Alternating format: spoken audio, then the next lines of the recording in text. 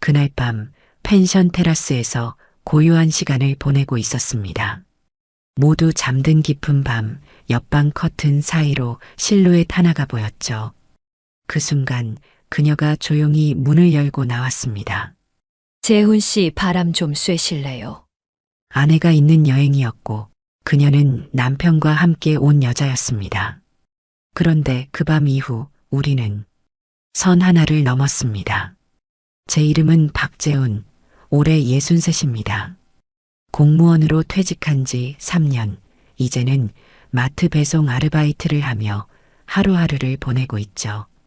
이 여행은 아내 예진이 제안을 했습니다. 결혼 35주년을 기념해 떠나는 첫 커플 펜션 여행.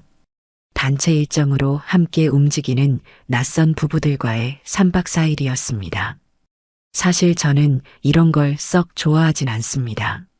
처음 보는 사람들과 어색한 식사를 하고 누가 더 잘 살아왔는지 떠보는 말들이 오가는 게 참 불편했거든요. 하지만 예진은 이런 걸 좋아합니다. 옷도 미리 준비하고 머리도 단정히 손질하고 처음처럼 예뻐 보이고 싶었겠죠. 그래서 저도 따라왔습니다. 예전 같지 않은 마음으로라도 말이죠. 그날 밤 둘째 날 일정이 끝나고 우리는 펜션에 도착했어요.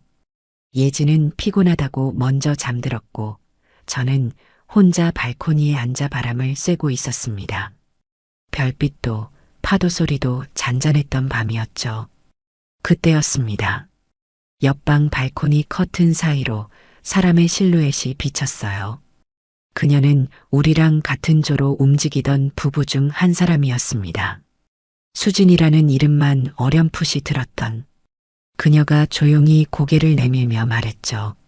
재훈 씨 맞죠? 순간 당황했지만 고개를 끄덕였습니다. 그녀는 조용히 웃더니 말했습니다. 혹시 잠깐 바람 좀 쐬실래요?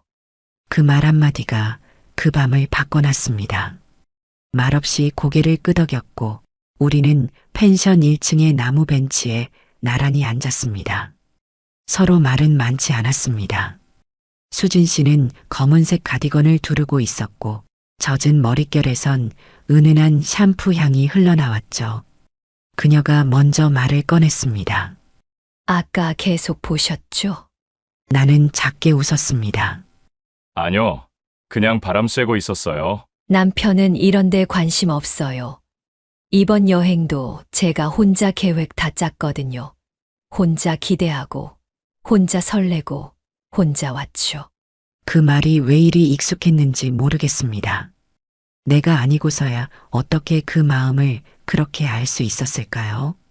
그녀가 조용히 물었습니다. 아내분은 어때요? 대답 대신 짧은 숨을 내쉬었습니다. 무슨 말을 꺼내도 그 밤의 조용한 공기엔 어울리지 않을 것 같았거든요. 그 순간 우린 말없이 서로의 얼굴을 잠시 바라봤습니다. 낯설지만 어쩐지 편안한 사람, 어쩌면 너무나 비슷한 공허함을 품고 있는 사람. 그렇게 우리 사이에 조용한 틈 하나가 생겼습니다. 별다른 감정도 욕망도 없이 그저 누군가가 내 마음에 닿아준 느낌. 그 밤은 그렇게 시작되었죠. 다음 날 아침 저는 평소보다 일찍 눈을 떴습니다. 잠결에 뒤척이는 아내의 숨소리를 듣는데 왠지 모르게 마음 한구석이 무거웠습니다. 거울 앞에 서서 면도기를 들고 있는데 문득 그 밤 수진 씨의 표정이 떠올랐습니다. 작은 웃음 뒤에 숨긴 무언가. 그리고 말없이 마주봤던 그 순간의 공기. 그건 어떤 욕망도 아니었습니다. 그저 둘 다 오래 비워두었던 자리를 누군가가 조용히 채워주는 느낌이었죠. 다음 날 아침 눈을 떴을 때부터 머릿속이 복잡했습니다. 꿈을 꾼 것도 아닌데 잠이 잔 것 같지 않았고 잠든 아내 옆에서 조용히 이불을 걷어내고 일어났습니다. 세면대 거울 앞에 서서 면도기를 드는데 어젯밤 나무 벤치에 앉아있던 두 사람의 모습이 겹쳐 보였습니다. 그녀는 무슨 생각이었을까? 아니, 나는 도대체 왜 그런 눈빛을 받으며 아무 말도 못했을까? 아침 식사는 펜션 뒷마당에 차려졌습니다. 흰색 천막 아래 둥근 테이블 6개가 놓였고 낯선 부부들이 삼삼오오 앉아 식사를 시작하고 있었습니다. 아내는 한 손으로 머리를 넘기며 저를 불렀습니다. 재훈 씨, 여기 자리 비었어요. 그 목소리에는 익숙한 따뜻함이 있었지만 그 순간 저는 의식적으로 주변을 한번 훑어보게 되었습니다. 그리고 그녀가 있었습니다. 어젯밤 같은 벤치에 앉았던 그 사람. 수진 씨. 그녀는 멀지 않은 자리에 앉아 조용히 수프를 저으며 시선을 내리고 있었습니다. 아내 옆에 앉으며 조용히 인사를 나눴습니다. 좋은 아침입니다. 그녀는 눈을 맞추며 고개를 끄덕였습니다. 네, 좋은 아침이에요. 그 짧은 인사에도 어제의 잔향이 묻어 있었습니다. 그건 아무 말도 하지 않아야만 유지되는 균형 같은 것이었습니다. 저 사람 수진 씨였지? 예진이 제게 조용히 물었습니다. 어제 잠깐 이야기했는데 참 말투가 조곤조곤하더라. 재훈 씨한테도 말 걸던 그분 맞지? 저는 시선을 피하며 물만 마셨습니다. 아내의 눈은 예리했습니다. 하지만 그건 의심이 아니라 그냥 호기심이었습니다. 낯선 사람들과의 여행에서 누가 누구인지 알고 싶었던 마음. 저는 아무 말도 하지 않았습니다. 아침 식사 후 일정은 근처 해안길 산책이었습니다. 버스를 타고 이동했고 조별로 나뉘어 가이드와 함께 걷는 코스였습니다. 우리 조에는 우연히도 수진 씨 부부가 함께 있었고 그녀는 조용히 제 앞에서 걷고 있었습니다. 저는 좀 뒤에서 갈게요. 아내가 말했습니다. 이런 풍경은 혼자 느끼는 게 더 좋더라. 그 말은 자연스럽게 들렸지만 어쩌면 일부러였는지도 모릅니다. 저는 자연스럽게 그녀 곁에 섰습니다. 수진 씨는 바다 쪽을 바라보며 천천히 걷고 있었습니다. 해풍이 가볍게 그녀의 머릿결을 흔들고 있었고 그 향기 어젯밤 벤치에서 느꼈던 샴푸 향이 다시 코끝을 스쳤습니다. 어제 잘 주무셨어요? 내가 먼저 말을 걸었습니다. 그녀는 고개를 끄덕이며 말했습니다. 네, 재훈 씨는요? 잠이 잘 안 오더라고요. 저도요. 그녀가 웃으며 대답했습니다. 말은 많지 않았지만 한 걸음 한 걸음이 마치 서로의 마음을 확인해가는 과정 같았습니다. 걷는 동안 수진 씨 남편의 목소리가 뒤에서 들려왔습니다. 수진, 사진 좀 찍어 뭐 멍하니 서 있어? 그 말투엔 무심함이 묻어 있었고 그녀는 잠깐 뒤돌아봤지만 아무 말도 하지 않았습니다. 그 순간 나는 왜인지 모르게 속이 쓰려왔습니다. 그녀가 왜 그 밤에 혼자 나왔는지, 왜 그리도 조용히 말을 건넸는지 조금씩 이해가 되기 시작했습니다. 산책이 끝난 후 점심 바비큐가 준비되는 동안 저는 펜션 앞 벤치에 앉아 있었습니다. 그리고 그녀가 다가왔습니다. 여기 앉아도 돼요? 그럼요. 그녀는 잠시 침묵한 뒤 말했습니다. 어젯밤 괜찮으셨어요? 괜찮았어요. 오히려 고마웠습니다. 그 말 제가 하고 싶었는데. 우리의 시선이 잠시 마주쳤습니다. 그 순간 우리는 어제보다 조금 더 가까워져 있었습니다. 펜션에 돌아오는 길, 수진 씨는 우리 조의 뒤쪽에서 말없이 걸었습니다. 그녀 옆에는 남편이 있었지만 두 사람 사이엔 어떤 대화도 없었습니다. 버스 안 옆자리에는 당연하다는 듯 남편이 앉았고 그녀는 창밖을 바라보며 손톱 끝을 천천히 만지작거리고 있었죠. 그 모습이 왜 그리 쓸쓸해 보였는지 모르겠습니다. 펜션에 도착하고 나서는 모두 각자 방으로 흩어졌습니다. 아내는 졸리다며 누웠고 저는 방에 앉아 TV를 켜놓은 채 생각에 잠겼습니다. 그 밤의 벤치, 그 해안길의 바람, 그녀의 눈빛. 모두가 짧은 대화였지만 그 안엔 얼마나 많은 이야기가 담겨 있었는지 이제야 조금씩 느껴졌습니다. 잠시 후 저녁 식사 시간이 다 되어 식당으로 향했습니다. 식사는 단체식이었고 긴 테이블에 6쌍의 부부가 나란히 앉았습니다. 제 앞에는 우연히도 다시 수진 씨가 앉아 있었습니다. 그녀는 짧게 웃으며 인사를 건넸고 저는 고개만 가볍게 끄덕였습니다. 그런데 그때였습니다. 수진 씨 남편이 테이블 위쪽에서 큰 목소리로 말했습니다. 야, 수진 물 좀 줘. 그 말투엔 정이 없었습니다. 부르짖는 것도 아니고 부탁하는 것도 아닌 그저 명령이었습니다. 그녀는 고개를 숙인 채 조용히 물병을 들어 남편에게 건넸습니다. 그리고 남편은 말끝에 이런 말을 붙였습니다. 내가 왜 너 데리고 왔나 몰라.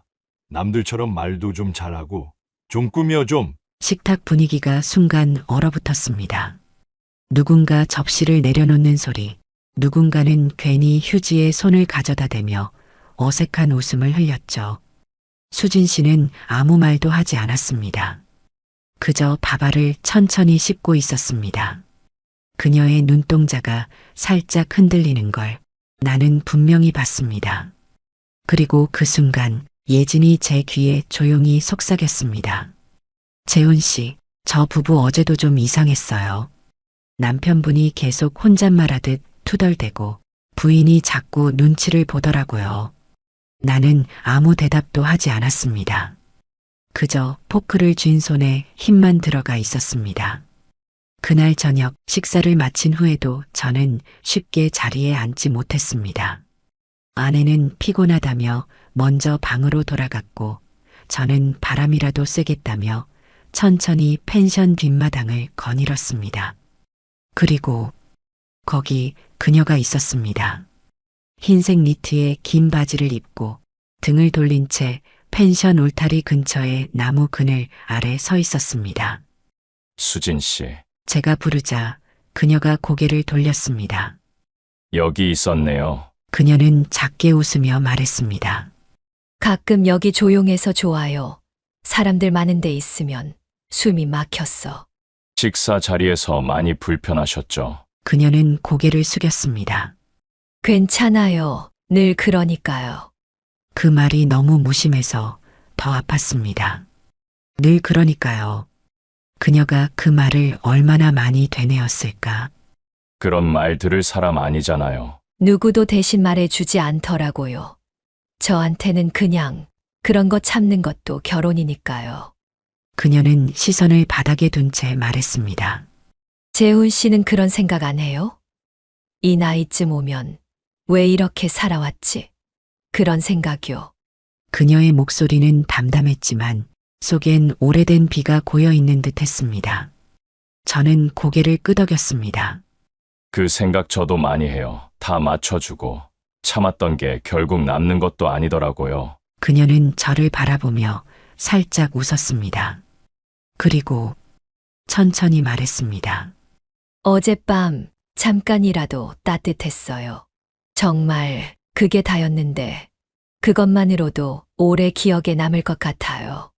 그 말에 나는 입을 다물 수밖에 없었습니다. 우리가 나눈 건 손도 입술도 아닌 마음의 조각이었고 그 조각이 서로의 빈틈에 살포시 내려앉은 것이었습니다.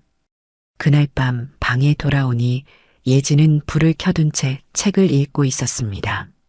하지만 책장 넘기는 손이 뜸했고 눈은 자꾸 같은 줄에서 머무는 듯 보였습니다. 바람 쐬고 왔어? 응, 뒷마당이 좀 시원하더라고. 수진 씨도 거기 있던데. 순간 숨이 멎는 줄 알았습니다. 예진은 책에서 눈을 떼지 않은 채 말을 이어갔습니다. 마주쳤어? 응, 잠깐. 말은 안 섞었어? 그냥 인사 정도. 예진은 고개를 끄덕였습니다. 그분 좀 외로워 보이지 않아? 그 말에 나는 아무 대답도 할 수 없었습니다.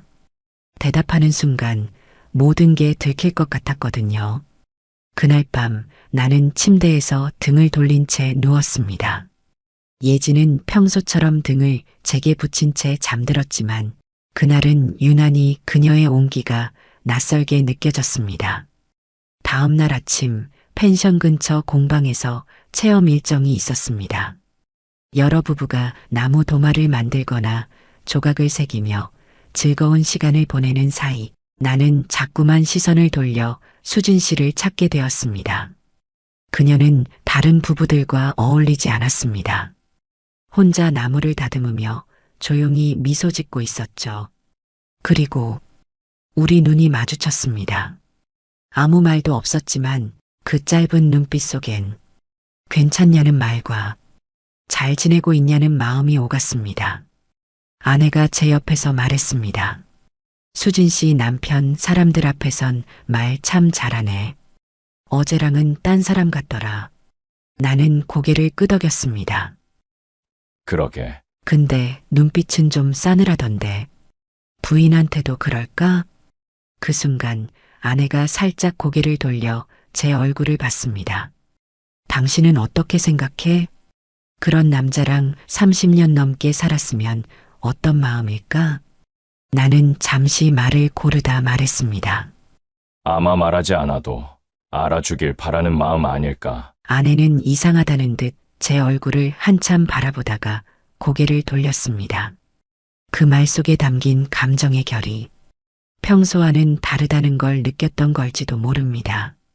그날 오후 아내는 단체 일정에서 빠졌습니다. 머리가 아프다며 숙소에 먼저 돌아갔고 저는 남은 인원들과 함께 펜션 근처 산책로를 걷게 되었습니다. 그 무리 중에 그녀도 있었습니다.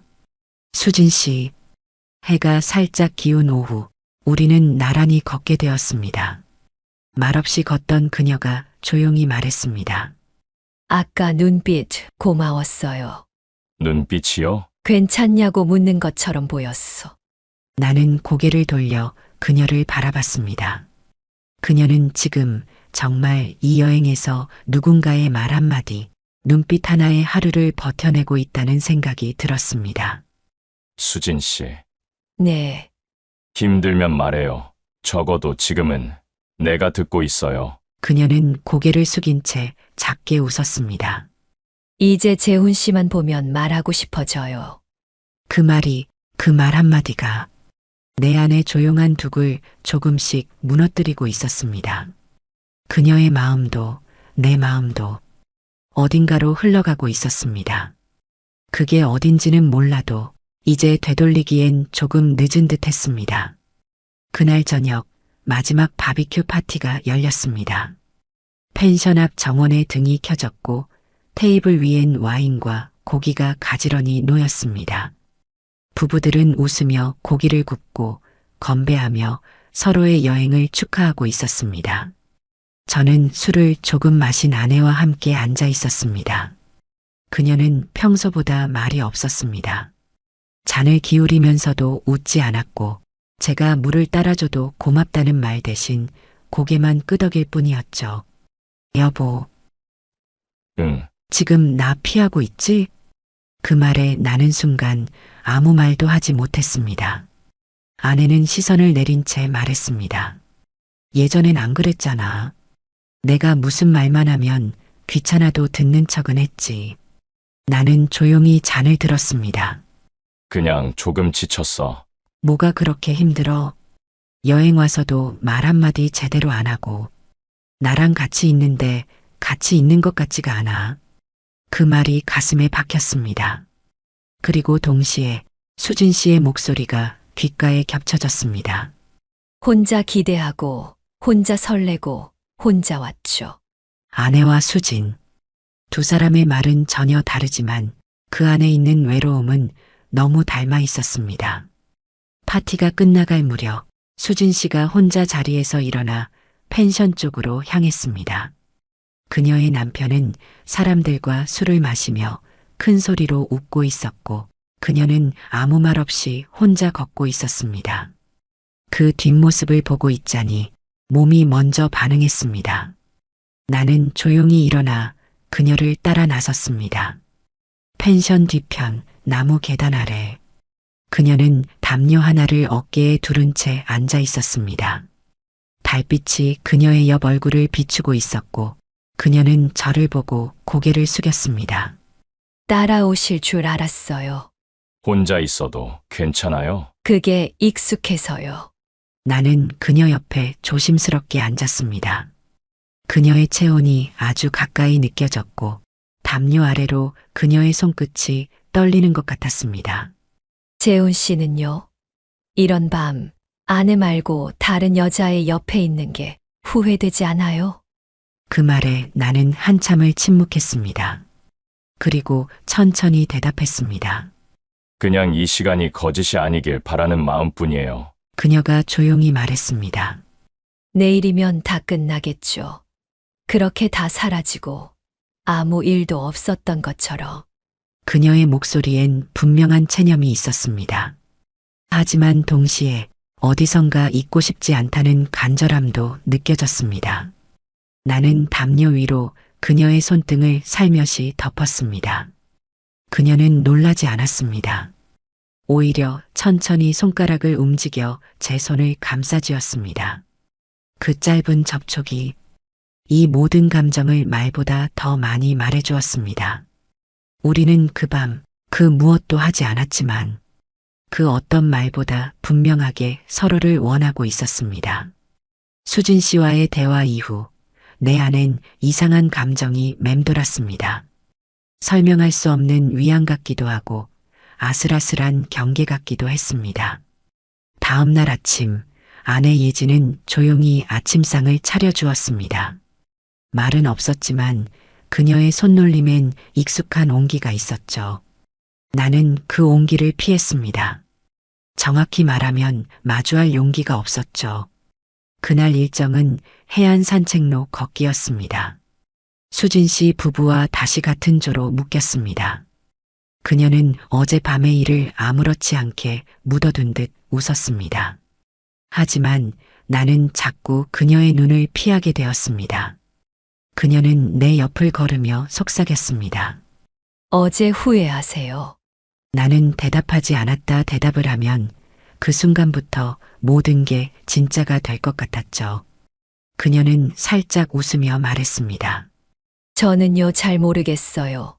이렇게 누군가와 말이 통하는 게 너무 오랜만이라서. 나는 그 말이 왜 그리 슬프게 들렸는지 모르겠습니다. 그 슬픔이 나와도 닮아 있어서였을까. 산책이 끝난 후 아내는 혼자 펜션으로 먼저 돌아갔습니다. 나는 한참을 벤치에 앉아 있었습니다. 바람이 불고 파도 소리가 들렸고 또다시 그녀가 다가왔습니다. 수진 씨는 조용히 내 옆에 앉으며 말했습니다. 이런 거 하면 안 되는 거 알죠? 우리리. 나는 고개를 끄덕였습니다. 그 말 한마디가 우리 사이의 경계를 다시 그어주는 줄 알았습니다. 하지만 그녀의 손끝이 내 손등에 닿을 때 나는 그 경계선마저 무너져 내리는 걸 느꼈습니다. 우리 사이에 흐르는 긴장감은 점점 더 깊어지고 내 마음과 몸은 그저 자연스럽게 그녀에게 끌려갔습니다. 서로의 숨결이 가까워지고 우리는 더 이상 말할 필요도 없었습니다. 그 모든 감정이 하나로 이어지며 내가 할 수 있는 건 그저 이 순간을 받아들이는 것뿐이었죠. 아내는 그날 밤 조용히 내게 물었습니다. 어디 갔다 온 거야? 당신 오늘 좀 멍하더라. 무슨 일 있어요? 그 말 한마디에 나는 순간 숨이 막히는 듯 했습니다. 이제 모든 게 돌아오지 않을 것 같은 기분이 들었습니다. 나는 고개를 저었습니다. 아니야. 그냥 피곤해서. 그녀는 잠시 침묵 후 웃으며 말했습니다. 피곤하긴 하지. 나이 들어서 이런 여행, 솔직히 쉬운 일도 아니고. 그 말에 나는 목이 메었습니다. 우리가 함께 해온 세월이 스쳐 지나갔습니다. 그럼에도 나는 또다시 발코니로 나왔습니다. 그리고 한숨을 쉬며 어둠 속을 응시했습니다. 나는 알고 있었습니다. 내가 잘못된 길로 향하고 있다는 걸. 하지만 돌아설 타이밍은 이미 놓쳐버렸다는 것도. 그날 밤 수진 씨는 다시 발코니에 나왔습니다. 우리는 아무 말도 하지 않았습니다. 서로의 그림자를 바라본 채 그렇게 오래 서 있었습니다. 내 마음 깊은 곳에서 무언가가 균열을 내기 시작했습니다. 그게 죄책감인지 허무인지 아니면 욕망인지 알 수 없었습니다. 단 하나 분명한 것은 그 밤의 공기는 이전과는 달랐다는 것이죠. 다음 날 아침 나는 수진 씨를 피하려 했습니다. 식당에서도 조별 활동에서도 되도록 그녀와 눈을 마주치지 않으려 애썼습니다. 하지만 마음처럼 되지 않았죠. 그녀는 내가 피할수록 더 자연스럽게 다가왔고 나는 그 자연스러움에 자꾸 마음이 흐트러졌습니다. 그날 오후엔 조별로 온천을 가는 일정이 있었습니다. 남녀탕이 나뉘었고 수진 씨와 나는 다시 같은 버스를 타게 됐습니다. 버스 안 그녀가 조용히 말했습니다. 오늘 아무 일 없었던 것처럼 행동해요. 나는 짧게 고개를 끄덕였지만 그 말은 오히려 더 깊은 무언가를 남겼습니다. 마치 이미 우리 사이에 일이 있었다는 걸 인정하는 듯해서. 온천에서 돌아온 저녁 아내는 작은 와인을 꺼내와 나와 둘이서 잔을 기울이자 했습니다. 나는 당황했고 괜히 미안했고 어색했습니다. 그녀가 말했습니다. 이런 기분 정말 오랜만이네. 당신이랑 단둘이 잔을 나누는 거. 나는 웃으며 잔을 들었습니다. 하지만 잔을 부딪히는 그 짧은 순간조차 마음은 점점 더 무거워졌습니다. 그녀의 눈엔 여전히 믿음이 있었고 그 믿음이 내 죄책감을 더 짙게 만들었습니다. 밤이 깊어졌고 아내는 와인 한 잔에 얼굴이 붉어져 이내 먼저 잠들었습니다. 나는 다시 테라스로 나왔고 달빛이 내리는 어둠 속 발걸음 소리 하나에도 심장이 요동쳤습니다. 그리고 수진 씨가 다가왔습니다. 이번엔 아무 말 없이 내 옆에 섰습니다. 서늘한 바람, 적막한 밤, 그 틈 속에 서 있었습니다. 그러다 그녀가 말했습니다. 가끔 그냥 없어지고 싶다는 생각 하신 적 있어요? 나는 대답하지 못했습니다. 왜냐면 지금 이 순간이 바로 그 생각의 연장선이라는 걸 깨달았기 때문이었죠. 이건 감정이 아니었습니다. 그저 현실에서 도망치고 싶은 두 사람이 서로의 그림자에 기대고 있는 비겁한 시간이었습니다. 그런데도 우린 또 멈추지 못했고 그날 밤 그녀가 내 방문 앞에 섰습니다. 한참을 말없이 바라보다가 나는 문을 열었습니다. 죄책감이란 말로는 설명되지 않는 감정 그건 이미 문을 여는 순간부터 무너지고 있었습니다. 그리고 우리의 잘못은 더 깊어졌습니다. 돌이킬 수 없을 만큼 하지만 그 순간에도 마음 어딘가엔 계속해서 울리고 있었습니다. 이건 끝이다. 그 목소리를 외면한 건 나였습니다. 다음 날 아침 아내는 평소보다 더 밝은 얼굴로 아침상을 차렸습니다. 오늘 마지막 일정이에요. 우리 사진 많이 찍자. 나는 고개를 끄덕이며 억지로 웃었습니다. 그녀는 그런 나를 보고 환하게 웃었고 그 미소가 유독 가슴에 박혔습니다. 나는 그 미소를 배신하고 있었습니다. 단체 일정은 바닷가 소풍이었고 돗자리를 깔고 다 함께 도시락을 나눠 먹는 형식이었습니다. 하지만 나는 수진 씨를 의식하느라 제대로 앉아있지도 못했습니다. 그녀 역시 말이 없었고 우린 서로 시선을 피하면서도 끊임없이 신경을 쓰고 있었습니다. 아내는 내게 도시락을 건네며 말했습니다. 당신 요즘 살 빠졌어요. 얼굴이 좀 그늘져 보여. 나는 대답하지 못했고 대답하면 무너질 것 같았습니다. 오후에는 조별 레크리에이션이 있었습니다. 예지는 적극적으로 참여했고 나는 어설프게 맞춰줬습니다. 그러다 우연히 마주친 수진 씨와 눈이 마주쳤습니다. 그녀는 짧게 고개를 숙이며 피했고 그 한순간의 시선에도 나는 온몸이 얼어붙는 기분이었습니다. 우리가 지금 무슨 짓을 한 거지 그 자책감이 나를 무겁게 짓눌렀습니다. 저녁이 되자 마지막 밤을 기념하는 바비큐 파티가 열렸습니다. 환한 조명 아래 사람들은 웃고 떠들었고 아내는 내 손을 잡아 끌며 같이 춤을 추자고 했습니다. 나는 피하지 않았습니다. 하지만 춤을 추며 마주한 예진의 얼굴이 너무 따뜻해서 도리어 눈물이 날 뻔했습니다. 왜 나는 이 사람에게 이럴까?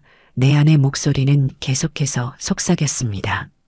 밤이 깊어졌고 마지막 날의 피곤함이 모두를 눌렀습니다.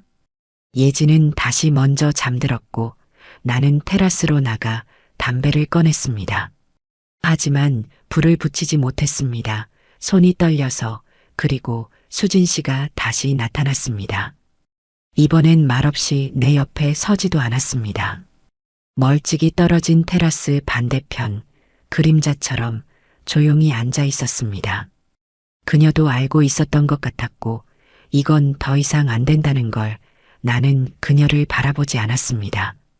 대신 담배를 다시 집어넣고 방으로 돌아왔고 그날 밤 나는 처음으로 아내의 얼굴을 오래 바라봤습니다. 잔잔하게 잠든 얼굴, 익숙한 숨소리, 고요한 온기. 내가 지켜야 할 사람은 이 사람이다. 하지만 이미 늦었단 것도 알고 있었습니다. 나는 돌이킬 수 없는 선을 넘어섰다. 그리고 그 죗값은 곧 다가올 것이다. 파국은 예고 없이 오지 않는다. 늘 징조를 주고 간다. 나는 이미 알고 있었습니다. 이 평온은 곧 끝날 것이란 걸. 그 밤, 그 조용한 침묵 속에서 나는 처음으로 울고 싶다는 생각을 했습니다. 그 울음은 끝내 나오지 않았지만 마음은 이미 무너져 있었습니다. 여행 마지막 날 펜션을 나서는 버스 안에서 모두가 사진을 정리하고 연락처를 주고받았습니다. 아내는 옆자리에서 행복한 얼굴로 말했습니다. 이번 여행 참 좋았어요. 당신도 그랬죠? 나는 고개를 끄덕였지만 마음은 아무 말도 하지 않았습니다. 좋았다는 말이 이렇게 아플 수도 있다는 걸 이 나이에 처음 알게 됐죠. 도착한 서울은 여전히 분주했고 현실은 차갑게 돌아왔습니다. 집으로 돌아온 첫날 밤 예진은 세탁기를 돌리며 무심히 물었습니다. 그 여자랑 무슨 일 있었어요? 심장이 멈추는 줄 알았습니다. 나는 아무 말도 하지 못했고 아내는 고개를 들지 않고 말없이 세탁기 뚜껑을 닫았습니다. 그날 밤 당신 담배 안 피우잖아요. 그날 이후 계속 피우고 있죠. 그녀의 말이 너무 조용해서 도리어 더 아팠습니다. 나 다 알아요. 당신 눈빛이 달라졌어요. 나는 입술을 달싹였지만 아무 말도 할 수 없었습니다. 그동안은 늘 내게 따뜻했던 그 눈빛이 이제는 차갑고 무겁게 느껴져요. 그 눈빛 속에선 더 이상 나에 대한 신뢰나 사랑을 찾을 수 없어요. 그리고 그때 내가 본 걸 말해야 할지 모르겠어요. 당신이 수진 씨와 함께 있는 걸 봤어요. 그날 밤 우연히 그 장면을 보게 됐어요. 두 사람의 모습, 그게 어떻게 내 눈앞에 나타날 수 있었는지 아직도 믿기지 않아요. 며칠이 지났고 아내는 내게 말을 걸지 않았습니다. 평소처럼 밥을 차렸고 정리했고 빨래도 널었습니다. 하지만 그 모든 행동에서 더 이상 나를 향한 따뜻함은 느껴지지 않았습니다. 그녀는 나를 용서하지 않았고 아니, 나를 떠나는 준비를 하고 있는 듯 했습니다. 나는 밤마다 말없이 울었고 욕실 문을 닫고 수건을 입에 물고 울었습니다. 그렇게까지 아프게 울어본 적은 처음이었습니다. 어느 날 아내가 말했습니다. 나 잠시 언니 집에 가 있을게요. 나는 애타게 물었습니다. 언제 돌아와? 그녀는 눈을 피하며 대답했습니다. 그건 아직 모르겠어요. 그날 이후 나는 무너졌고 밥도 먹지 않았고 일도 가지 않았습니다. 수진에게도 연락하지 않았습니다. 아니, 연락할 수 없었습니다. 그건 사랑이 아니었다. 그건 도망이었고 환상이었다. 그리고 나는 현실을 부쉈습니다. 혼자가 된 집은 너무 조용했고 벽시계 소리마저 날카롭게 들렸습니다. 아내의 옷장에 걸린 옷들을 보며 몇 번이고 울었습니다. 그녀의 베개를 끌어안고 무릎을 꿇고 미치도록 빌어봤습니다. 하지만 아무도 돌아오지 않았고 그리고 그때 알았습니다. 어떤 잘못은 다시 되돌릴 수 없다는 걸 이제와 아무리 후회해도 아무리 용서를 구해도 시간은 다시 돌아오지 않았습니다. 나는 내 손으로 가정을 부쉈고 그 대가는 너무도 혹독했습니다. 밤이 되면 여전히 담배를 피우러 나갔습니다. 이젠 별도 파도 소리도 없습니다.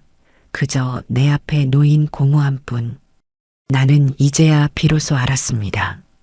그날 밤 정말 돌아서야 했던 순간을 하지만 늦었다는 사실이 인생이 얼마나 냉정한지 말해주었습니다. 아내에게 솔직해질 용기가 없었고 수진 씨에게 다가갈 자격도 없었습니다. 둘 다 잃고 싶지 않았던 마음은 결국 두 사람 모두를 잃게 했습니다. 예진은 나를 기다리지 않았고 그날 밤 이후 연락 한 통 없는 내게 그녀는 조용히 짐을 싸고 집을 정리했습니다. 며칠 뒤 택배 박스 하나가 도착했고 내 옷가지와 책, 사진 몇 장, 그리고 결혼 반지가 담긴 작은 케이스 하나, 그리고 흰 봉투 속에 사인된 이혼 서류 한 글자 또박또박 적힌 예진의 이름이 마치 35년의 세월을 한 칼에 베어낸 것 같았습니다. 나는 무너졌습니다. 그날 밤 나는 예진이 있는 집 앞으로 찾아갔습니다. 문 앞에서 2시간 넘게 서 있었고 결국 문이 열렸습니다. 나는 무릎을 꿇고 빌었습니다. 미안하다고, 실수였다고, 다시는 그러지 않겠다고. 예진은 조용히 나를 바라보다 말했습니다. 그렇게까지 나를 무시했으면서 이제 와서 왜 그러는데요? 나는 울었다. 한 번만 용서해달라고, 다시 시작하고 싶다고, 당신이 없으면 안 된다고. 하지만 그녀는 끝내 고개를 저었습니다. 당신은 저를 끝까지 사랑한 적 없어요. 그저 익숙했던 거죠. 문은 다시 닫혔고 나는 완전히 버려졌습니다. 수진 씨에게도 연락하지 않았습니다. 그녀도 알았을 것입니다. 우리가 함께 나눈 건 사랑이 아니라 현실로부터의 도피였다는 걸. 그날 밤의 온기, 따뜻했던 손길, 그 모든 게 진심이었다고 해도 그건 가져서는 안 될 진심이었습니다. 나는 혼자가 되었고 지금 나는 고시원에 살고 있습니다. 마트 배송 일은 그만두고 주차 관리 아르바이트를 하며 하루를 버티고 있습니다. 손가락이 저리고 무릎이 시리지만 그것보다 더 고통스러운 건 누구도 나를 기다리지 않는 이 침묵 속 시간이었습니다. 가끔은 아내의 사진을 꺼내 보았습니다. 우리가 함께 웃던 시간들이 마치 남의 인생처럼 아득하게 느껴지더군요. 그녀에게 다시 돌아가고 싶다고 말하고 싶지만 내 입에서 나오는 건 언제나 같은 말이었습니다. 미안해. 정말 미안해. 나는 박재훈, 63사랑을 원했고 따뜻함을 그리워했습니다.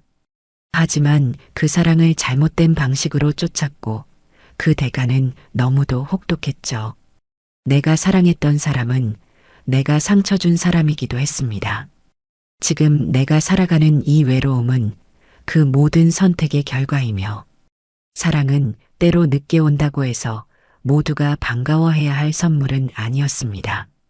그것이 누구의 삶을 무너뜨렸다면 그건 사랑이 아니라 욕심이었습니다. 겨울 끝자락, 낡은 코트를 여미며 오늘도 출근합니다.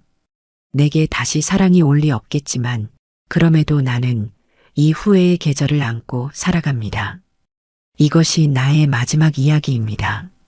시간은 흘러가고 모든 것이 지나가지만 그 순간의 아픔은 여전히 내 마음에 남아 있습니다. 사랑은 때로 너무 늦게 찾아오기도 하죠. 이제 다시는 돌아갈 수 없다는 걸 알지만 그럼에도 우리는 계속 걸어갑니다. 이 이야기를 끝까지 들어주셔서 감사합니다.